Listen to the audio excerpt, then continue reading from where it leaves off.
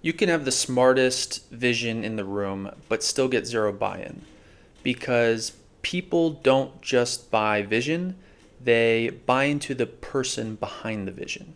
If you're not able to present yourself with trust and credibility in the moment, your ideas, your opinions, your vision will never even have a chance to land. In 2019, I was raising money for a new startup of mine, and I really needed to raise the money because I had bought thousands of units of inventory on an interest free credit card, and that 18-month window was ending. Sales weren't what I thought they would be. The pandemic just hit, and things were in total chaos, but I needed to raise the money before a 24% interest rate kicked in. Fortunately, my girlfriend knew an investor in the area who she had been in contact with years previous and reached out to him. He agreed to meet with me. But I was fairly nervous for this meeting for a number of reasons. One, this was a big entrepreneur, very successful, who invested in the tech space.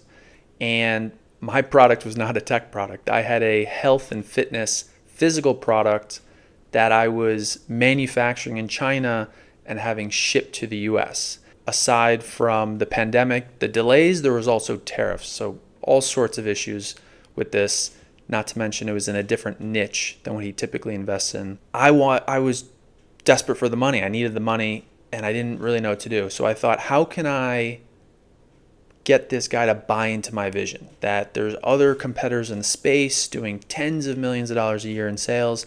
How can I get him to buy into this vision? And I came up with this idea.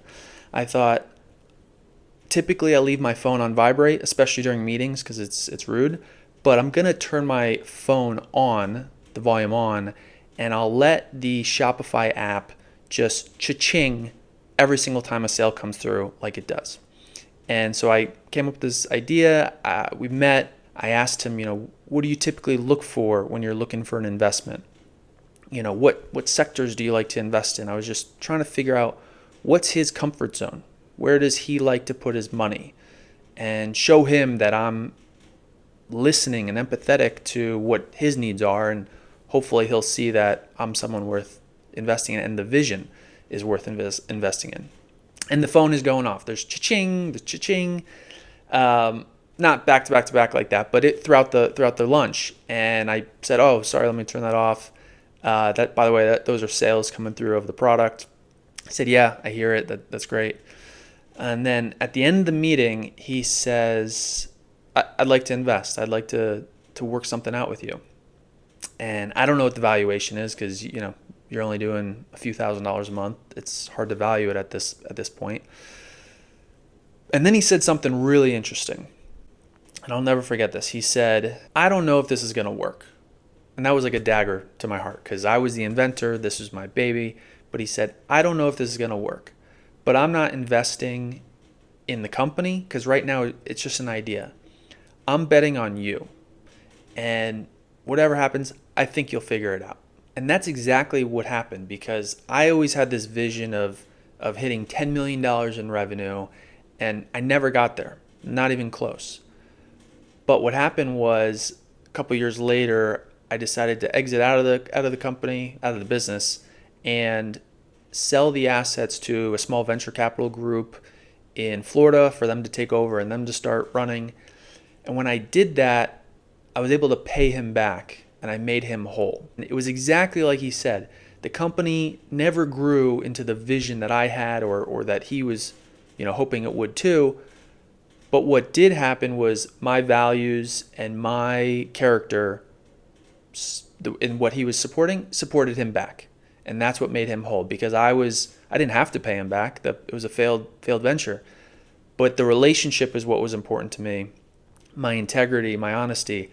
I wanted to make sure that when he got behind me in a hard time that I turned around, I made sure he was in a good spot. And this is exactly what happens with people on your team, your partners, board members, whoever you're working with, people at home. They know that things are going to go wrong. The vision that's being painted is plastic. It's malleable. It changes. Poo-poo happens. And What doesn't change, or hopefully what people are betting on that doesn't change, is you, your values, your character, how you're going to respond when things get tough, how you're going to make them whole if things end up in a bad situation, the vision doesn't play out, but they're with you and they bought into you. They want to make sure that you're going to lead them in a place where they're still taken care of. And so that's what people are buying into. And the vision is really the story of how you show them what your characters, what your virtues are that they're buying into. Now, the great thing about people buying into you as opposed to just the vision is that you have full control over this. Every single day, you're able to decide, who am I? What beliefs do I have? What values am I pursuing?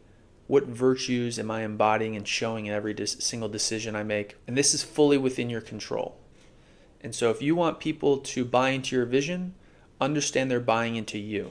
And if you want them to buy into you, you have to buy into you.